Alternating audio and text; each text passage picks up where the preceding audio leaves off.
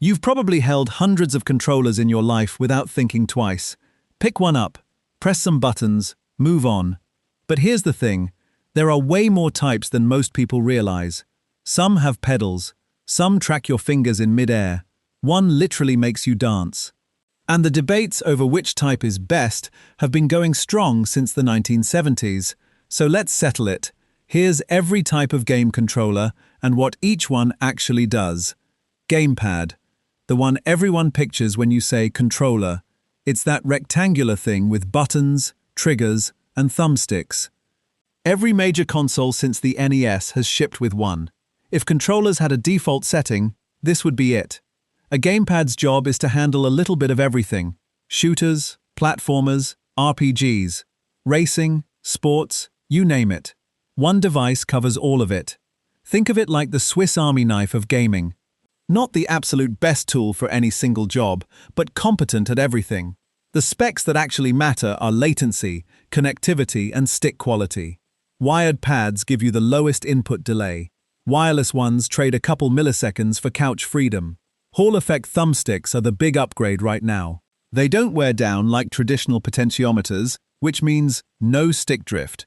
For casual play, any first-party controller is fine. For competitive stuff, look for low latency and back paddles. The biggest mistake people make? Assuming third-party automatically means bad. Cheap knockoffs from 2012 earned that reputation. Modern options from 8-bit Do or Scuff are genuinely excellent. Mouse and keyboard. Most people think of this as just how you use a computer. But in gaming, it's a completely different animal. The mouse handles aiming. The keyboard handles movement and commands. Together, they give you a level of precision that thumbsticks physically cannot match. That's not elitism, it's geometry. A mouse covers a flat 2D plane with your entire arm. A thumbstick pushes a tiny nub with your thumb. For shooters and strategy games, nothing else comes close. The specs to care about are DPI, polling rate, and switch type on the mouse. Higher DPI means more sensitivity. Polling rate determines how often the mouse reports its position. Mechanical key switches on the keyboard affect feel and response. For FPS games, a lightweight mouse around 60 to 80 grams with a high polling rate is ideal. For MMOs, you want extra programmable buttons. The myth that won't die? That higher DPI always means better aim. Most pro FPS players use surprisingly low DPI settings. It's about control, not speed. Joystick. Before gamepads existed, this was the controller. A single stick rising out of a base with a button or two. The Atari 2600 made it iconic. If the gamepad is a Swiss Army knife, the joystick is a really good screwdriver, purpose-built for one kind of motion. Its job was simple. Push the stick in a direction and your character moves that way. One-to-one input. No analog nuance in the early days, just 8 digital directions and a fire button. That directness made it intuitive for anyone. You literally pointed where you wanted to go. What matters in a joystick is throw distance, spring tension, and button count. Short throw means faster inputs. Heavier springs give more resistance and precision. Modern joysticks are mostly used for flight games now. If you want one for retro gaming, look for micro-switch designs. They feel clicky and responsive. The common mistake is thinking joysticks died. They didn't. They just specialized. Every flight stick and arcade stick on this list is a descendant. Arcade stick. If you've ever walked into an arcade, you've used one. A big flat box with a tall stick and large buttons spread across the top.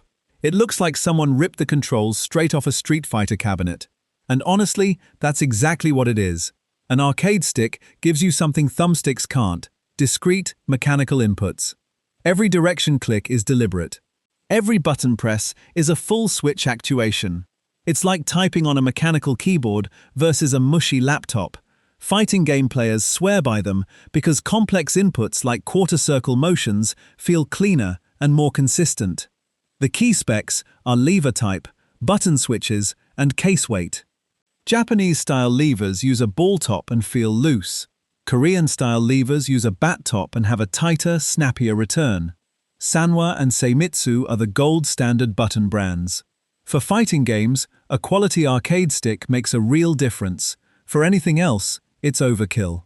If you play Street Fighter, Tekken, or Guilty Gear seriously, this is the move. The myth that you need an arcade stick to be good at fighting games. You don't. Plenty of pros use gamepads. The stick is about feel and preference, not a competitive requirement. Racing wheel. This one is exactly what it sounds like. A steering wheel mounted to your desk with pedals on the floor. It looks ridiculous and takes up half your room. Like parking a motorcycle in your living room, but it transforms driving games into something that actually feels like driving. The wheel's job is force feedback. Motors inside the rim simulate road texture, tire grip, and the weight of the car. You feel a bump before you see it. That physical feedback loop makes you faster because your hands react before your brain finishes processing the visual. What matters here is degrees of rotation, force feedback type, and pedal quality. Cheap wheels give you around 270 degrees. Serious setups go to 900 or 1080. Gear-driven force feedback is affordable but notchy. Belt-driven is smoother. Direct drive is the top tier. Zero lag, maximum detail. Pedals matter more than people think. Load cell brake pedals measure pressure, not distance, and that alone makes you more consistent. For casual racing fans, a Logitech G29 or G923 is the sweet spot. For sim racers chasing lap times, Fanatec or Moser are where it gets serious. The biggest mistake? Buying a wheel without a solid mount. Clamping a $400 wheel to a wobbly desk is a recipe for frustration. Flight stick, also called HOTAS, which stands for hands-on throttle and stick. It's a joystick paired with a separate throttle lever. The whole setup is designed so you never take your hands off the controls. Like a pilot, because that's literally what it's simulating, a flight stick's job is giving you analog control over pitch, roll, yaw, and engine power. Gamepads can technically do this, but with way less precision. Trying to fly a proper sim with a thumbstick is like trying to paint with oven mitts. The numbers that matter are axis count, button count, and build material. More axes means smoother control. Metal gimbals feel better than plastic ones. Twist rudder on the stick replaces the need for separate pedals. Thrustmaster and VKB dominate this space. For beginners, the Thrustmaster T. 16000M is a solid entry point. For DCS or Microsoft Flight Simulator diehards, VKB Gladiator or Verpil gear is the move. The mistake people make is buying the cheapest stick available. Low-end flight sticks have massive dead zones and sloppy centering. You'll fight the hardware more than the game. Motion controller. The Wii Remote changed everything in 2006. Suddenly your controller wasn't a thing you held still. It was a thing you swung. Motion controllers track your physical movement and translate it into the game. Tilt, swing, point, shake. Your body becomes the input device. It's like the game reached through the screen and grabbed your arm. The Wii Remote used infrared and accelerometers. PlayStation Move added better tracking with a glowing orb and camera. The Kinect went further and ditched the controller entirely. It just watched your skeleton. The specs that matter are tracking precision, latency, and drift. Better sensors mean smoother one-to-one movement. High latency makes motion feel sluggish and disconnected. Drift means your inputs slowly go off-center. For casual party games, any motion controller works. For VR experiences, tracking quality becomes critical. If you've still got a Wii gathering dust somewhere, drop that in the comments. The myth? That motion controls are just a gimmick. For most genres, maybe. But in VR, motion tracking is the entire foundation. It went from party trick to essential technology. Light gun. Point at the screen, pull the trigger. The duck falls down. That's it. The NES Zapper made light guns famous in 1984, and the concept is beautifully simple. A light gun detects where on the screen you're pointing and registers a hit. It turns your TV into a shooting gallery. Old CRT light guns worked by reading the screen's refresh timing. The gun saw a flash of light and the console knew exactly which pixel you hit. It was clever and reliable. Modern flat screens killed that trick though. LCDs don't refresh the same way, so classic light guns don't work on new TVs. Modern alternatives like the Sinden light gun use a camera inside the barrel to track a border around the screen. The GunCon series from Namco used a different approach with sensor bars. For retro collectors, a CRT television is basically required for authentic light gun games. For modern setups, camera-based guns are the way forward. The myth that light guns are dead is only half true. The technology shifted, but the genre is making a quiet comeback. Rhythm controller, plastic guitars, drum kits, DJ turntables, and dance pads. If it looks like a musical instrument but plugs into a console, it's a rhythm controller. Guitar Hero and Rock Band turned living rooms into fake concert stages around 2005 to 2010. These controllers exist for one reason: to make you feel like a musician without any actual talent. And they're absurdly fun at it. A Guitar Hero controller has 5 fret buttons and a strum bar. A Rock Band drum kit has 4 pads and a kick pedal.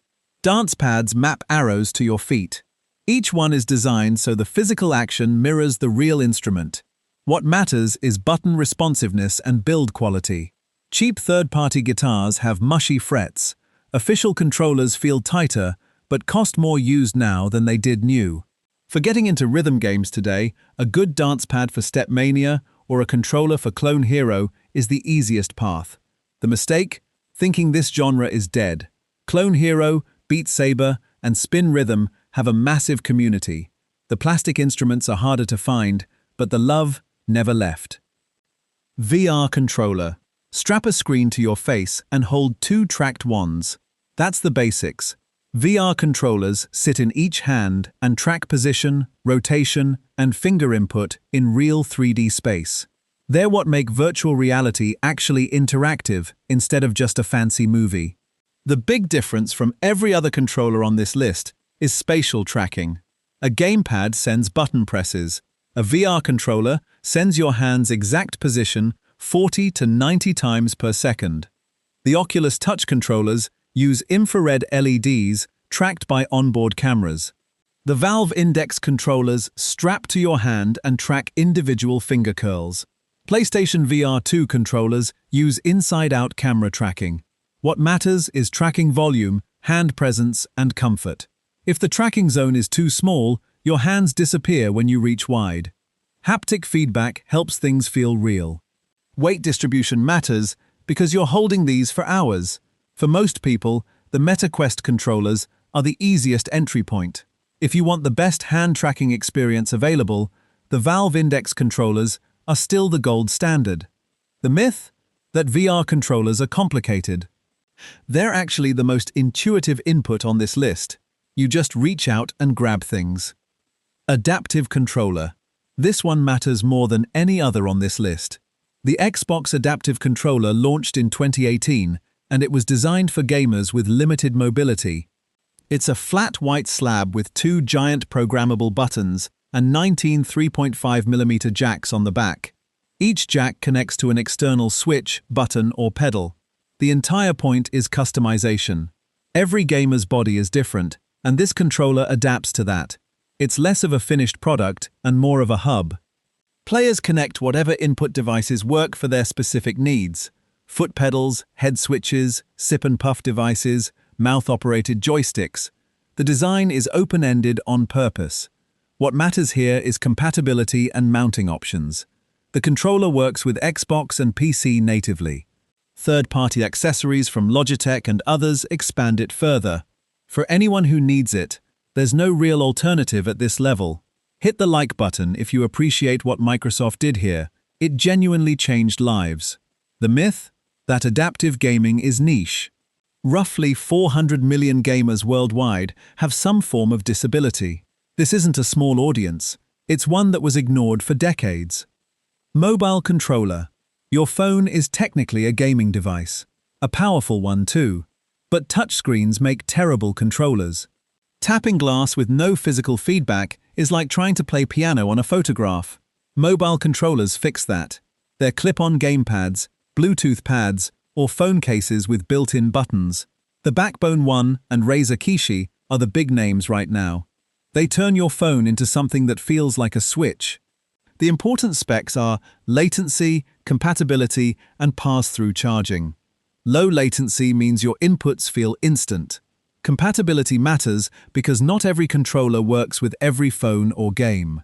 Pass-through charging lets you play without draining your battery to zero. For cloud gaming through Xbox Game Pass or PlayStation Remote Play, a mobile controller is almost mandatory. For native mobile games, it depends on the title. The mistake people make is assuming mobile gaming isn't real gaming. Modern phones run Genshin Impact at high settings. The hardware is there.